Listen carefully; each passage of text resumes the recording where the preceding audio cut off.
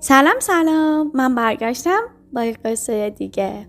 میخوام امروز براتون یه قصه بگم. اسم قصه من هست من مهم هستم.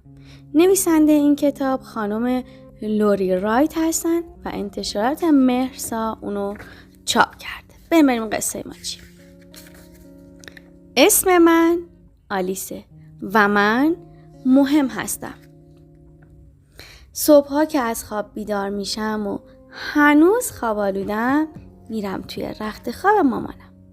وقتی توی بغل گرم و نرم مامانم خودم رو جا میکنم میفهمم چقدر دوستم داره. این یعنی برای مامان من مهم هستم.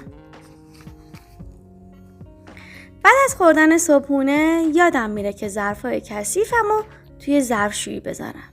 ولی موقع تمیز کردن آشپزخونه کمک میکنم. از اینکه کمک کردم به خودم افتخار میکنم. من گاهی وقتا انجام دادن بعضی کارا رو فراموش میکنم و گاهی هم یادم میاد. این یعنی کمک های من مهمه. قبل از رفتن به مدرسه گل و گیاهای جلوی خونه رو میبینم که خشک شدن و آب میخوان. برای همین آب پاشم و میارم و به اونا آب میدم. یه دفعه میبینم که شکوفه ها بزرگتر و شادابتر شدن و احساس خوبی پیدا میکنم. وقتی به این فکر میکنم که چقدر به دنیای اطرافم اهمیت میدم میبینم چقدر من مهم هستم. وقتی برادر کوچیکم سرما میخوره براش پتو و یه عالمه دستمال کاغذی میبرم.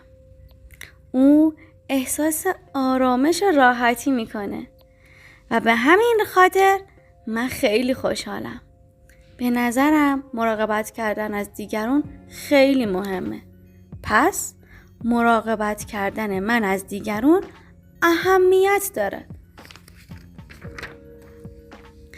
وقتی دلم کلوچه میخواد و ولی اجازه خوردنشو ندارم اونقدر ناراحت میشم که گریه میکنم.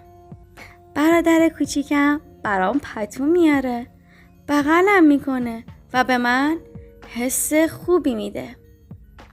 میدونم برای هر کسی پیش میاد گاهی اوضاع اون جوری که دلش میخواد نباشه. با این حال من مهم هستم. توی باشگاه از اینکه دوستام کارای منو تقلید میکنن عصبانی میشم. ولی به جای اینکه عصبانی بمونم دربارش با دوستام حرف میزنم و آروم میشم. خیلی خوبه که درباره احساساتم با کسی صحبت کنم.